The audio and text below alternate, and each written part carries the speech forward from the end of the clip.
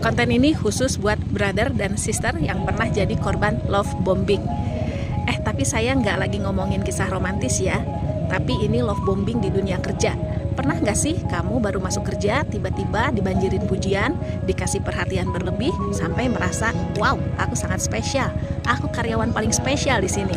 Hati-hati loh ya. Bisa jadi itu bukan sekedar apresiasi, tapi love bombing di dunia kerja. Love bombing biasanya kita dengar di hubungan romantis, tapi ini di dunia kerja ada juga. Love bombing adalah ketika atasan, rekan kerja, atau bahkan perusahaan memberikan perhatian, hadiah, atau pujian yang berlebihan dengan terlalu cepat.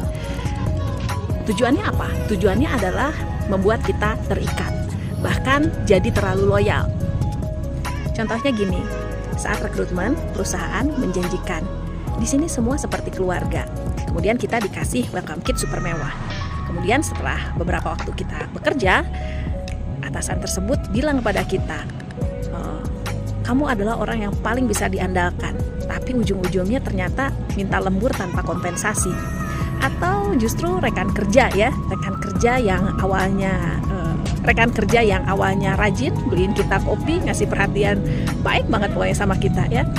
Tapi belakangan ini sering nitip kerjaan sama kita. Sekilas memang menyenangkan, tapi love bombing di dunia kerja itu punya dampak yang tidak bisa disepelekan. Yang pertama dampaknya adalah eksploitasi waktu dan tenaga. Kita jadi merasa nggak enak nolak, akhirnya lembur terus, ngerjain tugas yang seharusnya bukan tanggung jawab kita ya. Kemudian kita juga jadi ketergantungan emosional. Karena sering dipuji atau sering diberi perhatian, kita bisa terjebak dalam rasa takut mengecewakan. Akhirnya keputusan kita lebih banyak didasarkan pada ingin menyenangkan orang lain, bukan profesionalisme.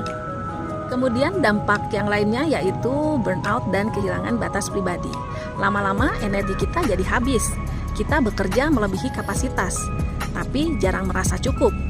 Dan kemudian dampak yang lainnya adalah sulit objektif menilai tempat kerja, karena kita dibanjiri kata-kata manis, dan kemudian kita juga akhirnya malah menutup mata terhadap sistem kerja yang toksik. Lalu gimana caranya biar nggak kejebak? Yang pertama, kenali kecepatannya. Kalau baru masuk seminggu saja kamu sudah dibilang karyawan terbaik, ini yang harus kamu waspadai. Karena apa? Karena apresiasi itu biasanya muncul setelah melihat kinerja nyata, bukan kinerja instan.